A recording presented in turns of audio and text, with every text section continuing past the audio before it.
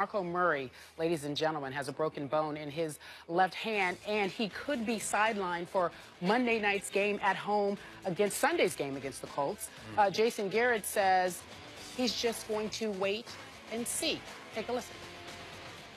The biggest question we have to ask ourselves is he functional to do his job? Can he hold the football? Can he carry it under duress? Can he block? Can he do the things necessary to play the position? He's as strong-willed and determined an individual as I've ever been around. And if anybody has a chance to come back, he does. All right, well, our Ed Wardy is reporting that the Cowboys are confident Murray will still play against Indy on Sunday as they consider this an injury that Murray can tolerate. Yeah, we'll see. Jeez, we haven't even got to the question. We already know how you feel now. Then, how big of a blow is this, do you believe, for the Dallas Cowboys? Stephen A. Smith, you have tried to warn me about this all year long. I give it up to you today. You gave it up to me yesterday. And just when I thought it was safe to trust that this year just might be meant to be for my Dallas Cowboys, mid-afternoon I hear surgery to insert a pin in a broken forefinger on the left hand? Are you serious?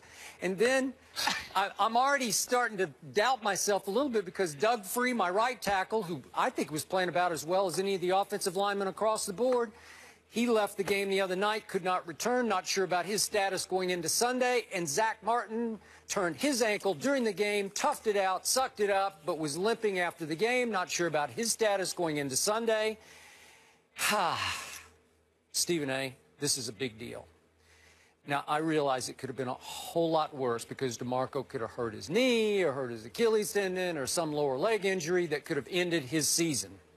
And I realize, as Kerry just pointed out, indications are he's going to try to go. And as you just heard Jason Garrett said, this is as strong-willed and determined a young man as Jason has ever been around.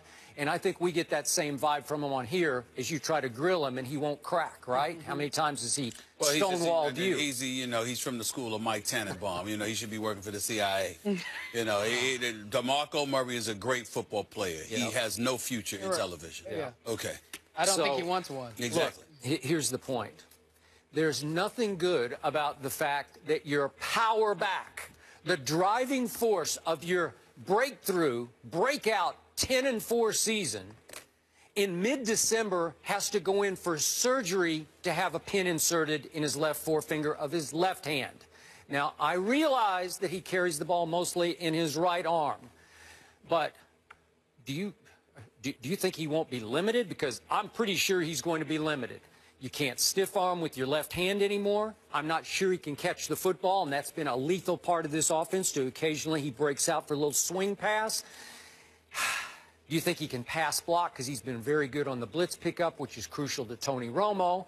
And you don't think the defenders are going to be hacking at that left hand now? Not to particularly re-injure it, but just to make it ache, make it sting, make it hurt. So do I think he'll be 100%? I do not. And I told you yesterday that I thought my best shot of finally winning a home game after my Cowboys have lost 3 in a row at home was to pound Demarco against a Colts defense that's ranked 16th against the run. But we remember what happened to the Colts at home on that fateful Sunday night when Jonas Gray ran for 201 and 4 touchdowns against it. And I thought Demarco had a chance, had a shot to do that. And now I'm not so sure about that, Stephen A. So the injury gods are starting to speak out against my Dallas Cowboys. And we all know the injury gods often decide the National Football League, or for that matter, the NBA season. Yes. So in the end, you got me on this. DeMarco has carried or caught the ball 405 times through 14 games. Last year at this point, it was 270, 405 to 270. So you kept telling me so. You said, you better be careful. You better be careful. So it's not the end of the world, but it might be the start of the end of the world. Thank you very much. To imitate Skip Bayless for a quick second here. You will.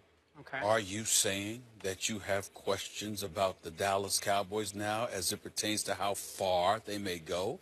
Are you still sticking with your pick that they'll take the NFC East?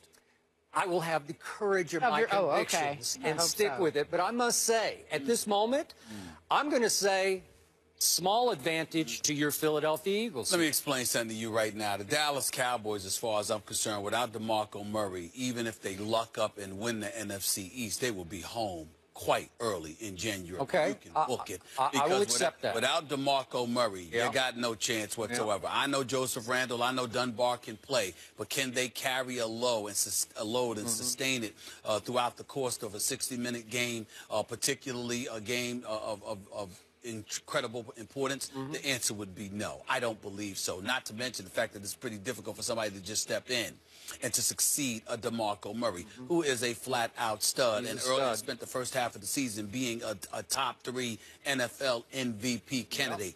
We understand that this brother can play. We understand that he's a rough rider. But at the same time, Skip, I want to remind you that even when healthy, DeMarco Murray fumbled the ball about 5 times. He still had a tendency. He still had a tendency to fumble the football. Yeah, that was early, but it was something that he was plagued with in the past as well. Not just injuries, but an inability to hold on to the ball. You could tag him and get him to fumble the ball in the past, although he improved on that. So now you got a hurt pinky. I'm sorry, not a broken pinky, not a broken pinky, but a broken finger. All right, ring finger. The fact is that it's a very, very tough situation. And if you're the Dallas Cowboys, there are adjustments that need to be made. Now, obviously, you could use DeMarco Murray as a decoy. You can try that game. Obviously, it'll factor in to their strategy to some degree. But in the end, like I tried to tell you, I've never once said that the Dallas Cowboys can't play. I never once said that they weren't ultra talented. I never once said that their offense wasn't a juggernaut. I never once said that this is not a team that you have to be worried about because of their skill or whatever the case may be. Even in the case of Jason Garrett, I never said he couldn't coach in terms of X's and O's. I wondered about his ability to galvanize troops to maximize their potential, but I never questioned the X and O's knowledge because obviously he was paid as the head coach in waiting because he was a stout offensive coordinator. His mind, when it comes to offense, is up there with the best of them. I never said that Jerry Jones, hype machine extraordinaire, the billion-dollar playpen, and all that comes with America's team, wasn't an elite owner on that level. What I said, repeatedly, Skip Bayless, was that they are an accident waiting to happen. When something comes up, when the pivotal moment arrives, whenever that may be, something will happen. I don't know what it is. It could be a Tony Romo interception. It could be a DeMarco Murray fumble. It could be injuries to Doug Free or DeMarco Murray. It could be a fight on the sidelines. It could be Jerry Jones sitting there and buying ads and all of that other stuff prior to the players. Whatever needs to happen will happen because they are the Dallas Cowboys. It's who they are. And sure enough, as we sit here today, this morning, it is I don't want to say beautiful because I certainly don't want DeMarco Murray to be hurt and can't play. I want that brother to get his money. And by the way, Dallas Cowboys, Jerry Jones and Stephen Jones specifically, this is not an excuse to use to shortchange that man with his money. Don't you dare. Don't you even think about it. DeMarco Murray deserves his money. He deserves to get paid. I know you've been trying to run him into the ground because you're so desperate to be relevant again because you missed the playoffs the last 4 years with 3 consecutive 8 seasons, okay? I know you don't want to do it, but DeMarco Murray deserves his money. This is not a knee injury. This is not a torn patella. This is not a torn ACL or Achilles or anything like that. It's a finger. Has nothing to do with trying to use that as an excuse to shortchange DeMarco Murray for his money. You need to pay that man. And Des Bryant, you need to pay that man, Des Bryant. But it doesn't mean that you're not going to suffer yet again. My condolences in advance to you. So you're writing them off. In advance already? No. What I'm saying is, listen, DeMarco Murray might, by the way, is very, very stupid for the Dallas Cowboys to talk about he should be ready to play. According to the reports, our very own Ed Werder, his sources are telling him that the Dallas Cowboys believe that DeMarco Murray will be able to play. It just shows the desperation. Here you are, in first place atop the NFC East, just beat up on the Philadelphia Eagles, had a great season, great victories, but you're so desperate. Let me run the guy into the ground. Not only does he carry the ball over 400 times, but now with a broken finger, you still want to throw him out there. It's just pathetic how desperate the Dallas Cowboys, America's team, with all that talent, is supposed to be. You got to ride. You got Tony Romo playing with 2 broken bones in his back. Now you got DeMarco Murray going to throw out there with a finger. Des Bryant's going to probably break something and end up on crutches, and Jerry Jones going to look at him and go like this, can you go out there? Can you go out there? That's how desperate the Dallas Cowboys are. But, Skip, this is a time when a lot of people are injured. A lot of people are injured, playing, still playing. Okay. You have some hope. A couple of responses to that. Yeah. Number one, the Cowboys might just be indicating he's going to play because they want the Colts to prepare as if DeMarco is going to play. So they're engaging in trickery. They might be engaging in a little bit of trickery. Just a little bit, because they want him to either think he's really going to be okay or that he is going to play when, in fact, he'll just try to play a little bit. Right. Okay. My question back to you. You keep using accident waiting to happen. And I told you before that game, the ultimate accident waiting to happen is Mark Sanchez. But I define accident as waiting to happen on the football field in performance. That was you. Are you defining this as injury also? I have always defined an accident waiting to happen with the Dallas Cowboys. I've left no stone unturned. I'm trying to tell you right now, somebody could come on the field, and you know what? They're depressed because they broke up with a girlfriend or something. I mean, it could be anything with the Cowboys. It could be anything. Whatever it takes, something always gets in their way. It just doesn't fail for the last decade and a half. It just hasn't failed. Okay. Think about the stories we've attached to the Cowboys over the years. Nothing, it doesn't fail. And think about the weirdest off-the-field story that hit my Dallas Cowboys this year. It concerned the backup running back. That's right. And now, Joseph Randle, I'm calling you out to make Cowboy fans talk about you as a performer, as a running back, instead of that guy who got arrested for shoplifting. No. Yes. No. He wants the details. He wants the details. The details are important. The details because we don't want to act like the man robbed the store or something like that. No, he didn't rob the store. He stole a cologne that said, which name was guilty, and some underwear. I mean, come on.